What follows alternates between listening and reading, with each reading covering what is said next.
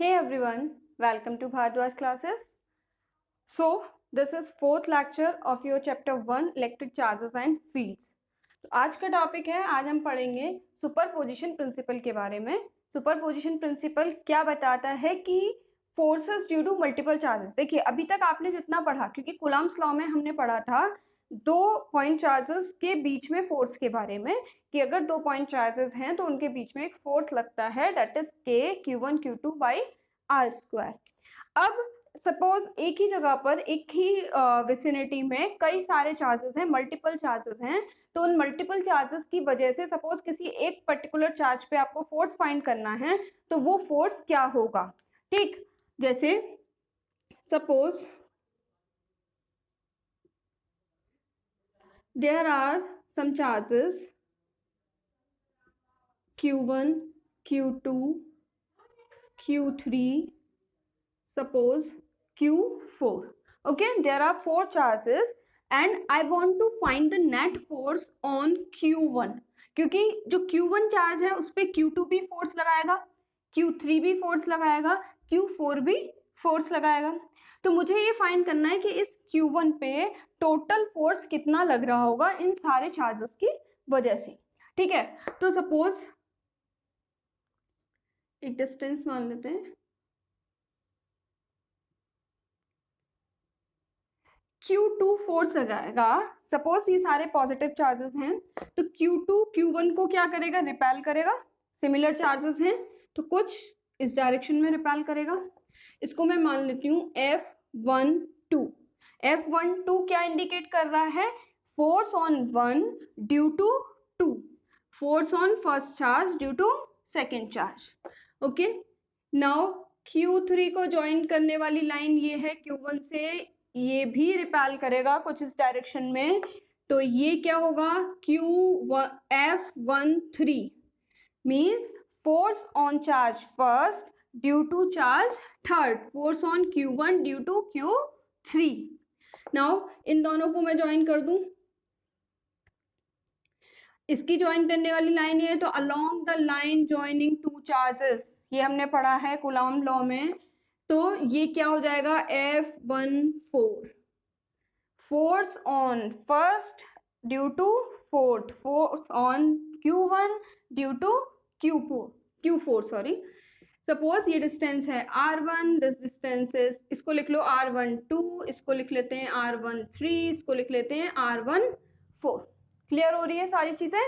F12 is force on Q1 due to Q2, F13 force on Q1 due to Q3, F14 force on Q1 due to Q4। Same distances में R12 1 और 2 के बीच की, 1 और 3 के बीच में, और 1 और 4 के बीच में। तो अब बात आती है सुपरपोजिशन प्रिंसिपल की स्टेटमेंट की। What is the statement of superposition principle? Superposition principle says that the net force on any given charge is equal to the vector sum of all the forces due to other charges. Means it states that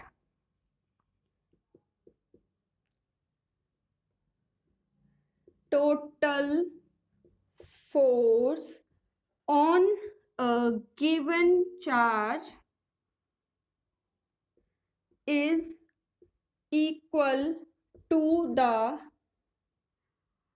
vector sum of forces due to other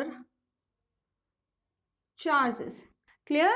means total force, अगर हम यहाँ पर Q1 की बात कर रहे हैं तो Q1 पर टोटल फोर्स क्या होगा, vector sum of all the forces due to other charges, means net force on Q1 is equal to F12 force on Q1 due to Q2, F13 force on Q1 due to Q3, and force on 1 due to Q4.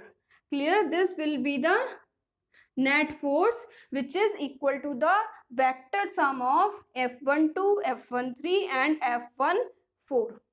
Clear हो गया आपको superposition principle का statement? कि total force किसी भी given charge पर equal होगा vector sum of the forces due to other charges. Clear? Let's take an example.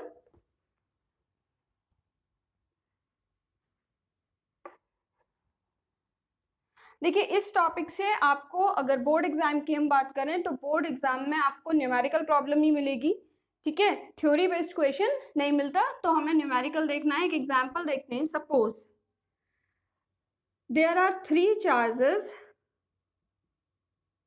placed at 3 vertices of an equilateral triangle Q Q Q।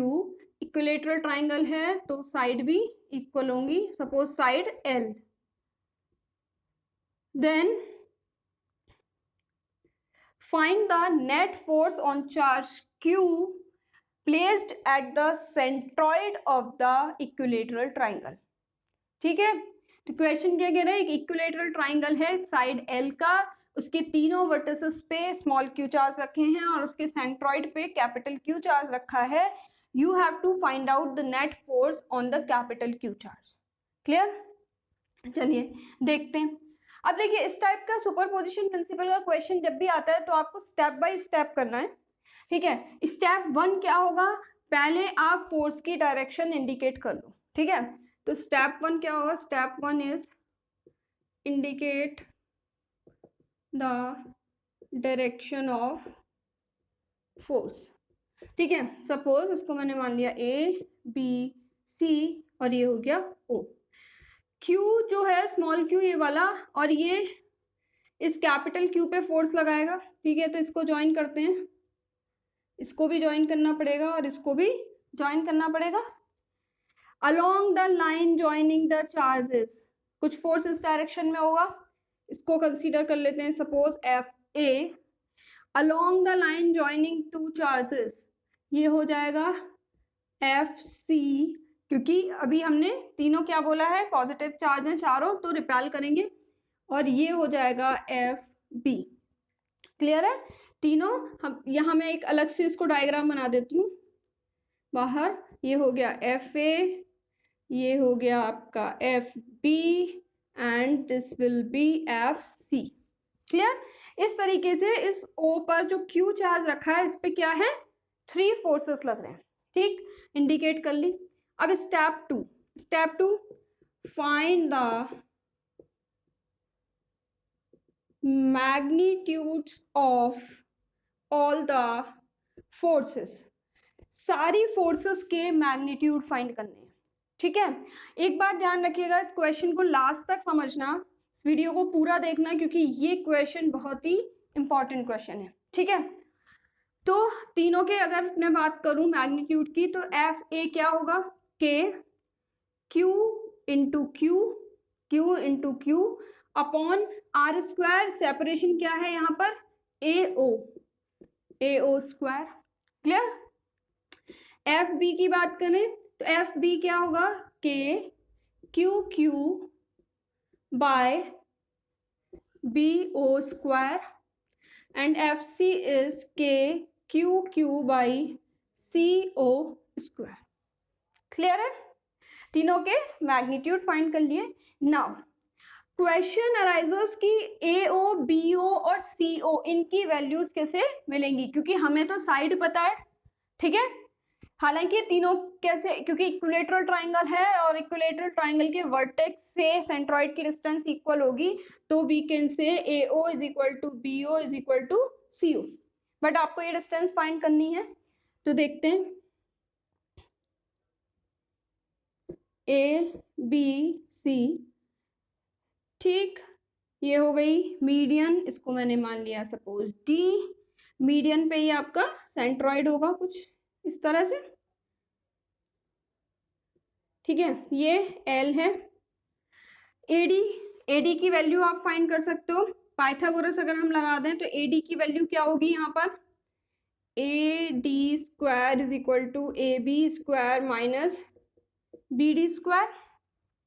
AB is L, तो L square, BD half हो जाएगा, median है L/2, L square by 4, it will become 3l square by 4 and AD is equal to root 3l by 2. Clear है बात? ठीक है, root 3l by 2. Now अब आपने एक प्रॉपर्टी और पहले पढ़ी है छोटी क्लासेस में, 9th क्लास में आपने प्रॉपर्टी पढ़ी है कि जो सेंट्रॉइड होता है मीडियन को वो किस में डिवाइड करता है? 2:1 के रेशियो में डिवाइड करता है. ये रेशियो होता है 2 और ये रेशियो होता है 1. तो यहां से अगर हम वैल्यू फाइंड करें तो AO इज इक्वल टू क्या हो जाएगा? 2/3 ऑफ AD. ठीक, 2/3 AD है रूट 3l बाई 2. ये हो गया l बाई रूट 3. तीनों इक्वल है तो तीनों हो जाएंगे l बाई रूट 3. क्लियर? समझ में आ रही है इतनी बात? चलिए वैल्यू लगाते हैं. ये क्या हो गया? k q by AO square तो l स्क्वायर एंड रूट 3 का स्क्वायर 3. ये हो जाएगा कुछ k q by l square by 3 k q by l square by 3. Clear? अब देखिए, अब आप क्या देख रहे हो कि तीनों जो है FB FA FB FC तीनों मैग्नीट्यूड्स इक्वल हैं. तो आप चाहो तो इसको कुछ मान सकते हो. यहाँ मैंने सपोज मान लिया x. क्लियर? क्योंकि तीनों की वैल्यूज इक्वल हैं तो मैं यहाँ सिंप्लिसिटी के लिए क्या कर रही हूँ? x मान रही हूँ, जिससे कि क्या हो जाएगा? आपको बार बार इसकी पूरी वैल्यूज पुट नहीं करनी पड़ेगी. क्लियर? हमने यहाँ पर इसको मान लिया x. ठीक है, तो ये स्टेप 2 हो गया, आपने मैग्नीट्यूड फाइंड कर लिया. अब बात करते हैं स्टेप 3 की. अब देखिए यहाँ पर कितने फोर्सेस हैं? 3 फोर्सेस हैं. अगर 2 फोर्सेस होते हैं तो आप क्या कर सकते हो? पैरेललोग्राम लॉ लगा सकते हो क्योंकि वेक्टर एडिशन करना है. बट 3 फोर्सेस हैं, तब आपको क्या करना होगा? अगर आप पैरेललोग्राम लॉ लगाते हैं तो पहले 2 को ऐड करके उनका रिजल्टेंट फाइंड करना पड़ेगा, देन थर्ड वाले को ऐड करना पड़ेगा, जो काफी लेंथी प्रोसेस हो जाएगा. तो अब हम क्या करते थे? हम क्या करते हैं? फोर्सेस को रिजॉल्व कर लेते हैं. तो अगर मैं फोर्सेस को रिजॉल्व करूं तो आप स्टेप 3 जो है, स्टेप 3 आपका होता है फाइंड वेक्टर सम. ठीक है, वेक्टर सम के लिए फोर्स को रिजॉल्व करना पड़ेगा. देखिए जब आप रिजॉल्व करते हैं कुछ इस तरह से है. ठीक है, अब जब आप रिजॉल्व करते हैं तो किन डायरेक्शंस में करते हैं? आप x और y में करते हैं. ठीक है, ये है FA FB and FC. Clear? तो जो FA है वो ऑलरेडी y में है, उसको रिजॉल्व करने की रिक्वायरमेंट नहीं है. किसको रिजॉल्व करना पड़ेगा? FB और FC को रिजॉल्व करना पड़ेगा. अब बात आती है इस एंगल की. देखो इक्विलेटरल ट्राइंगल है, पूरा एंगल क्या होगा? 60 डिग्री. ठीक, लेकिन हाफ है, यहाँ पर हमें सिर्फ इतना एंगल लेना है तो ये क्या हो जाएगा? 30 डिग्री. ये angle 30 degree. Similarly angle 30 degree resolve करिए, इस डायरेक्शन में हो जाएगा FB cos 30 और इधर हो जाएगा FB sin 30 डिग्री. सेम इधर होगा FC cos 30 degree and FC sin 30 degree. Clear? चलिए अब आपका नेक्स्ट स्टेप है कि आप Fx फाइंड कर लो और Fy फाइंड कर लो. ठीक है, तो Fx की बात करें तो x डायरेक्शन में कितने फोर्स लग रहे हैं? एक फोर्स ये लग रहा है और एक फोर्स ये लग रहा है. 2 फोर्स लग रहे हैं. दोनों कैसे हैं? ऑपोजिट डायरेक्शन में है. वेक्टर लॉ कहता है अगर 2 फोर्सेस अपोजिट डायरेक्शन में लग रहे हैं तो उनका जो रिजल्टेंट होगा दोनों के मैग्नीट्यूड के सब्ट्रैक्शन के बराबर होगा. Clear?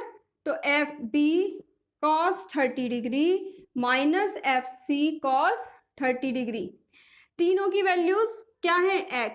x cos 30 minus x cos 30, it will become 0. Now Fy कितने फोर्सेस लग रहे हैं y डायरेक्शन में? 3 फोर्सेस लग रहे हैं. एक FA FB sin 30 FC sin 30, FB sin 30 FC sin 30 positive y में और FA नेगेटिव y में. आप पॉजिटिव y वाले ऐड करेंगे, F B sine 30 plus F C sine 30 minus F A. Clear?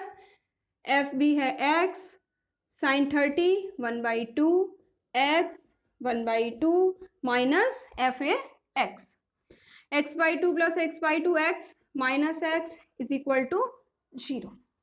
Now net force, अब जो net force होता है वो क्या होता है, F is equal to under root F X square plus F Y square, ये क्या हो जाएगा 0।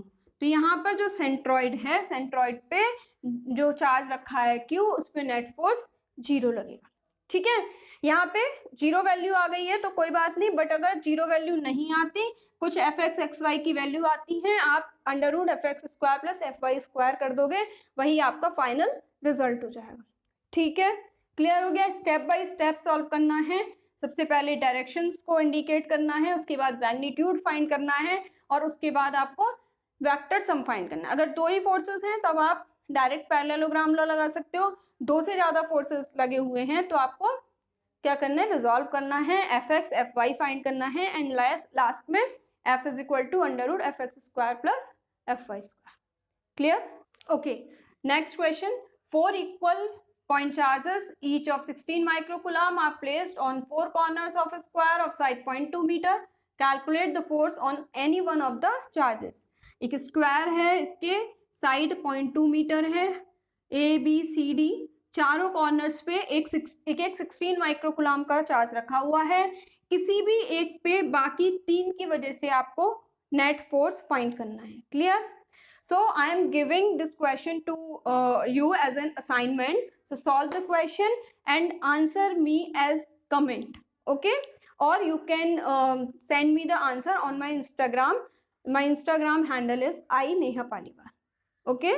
So if these videos are useful to you, so please subscribe my channel and share the videos to your friends.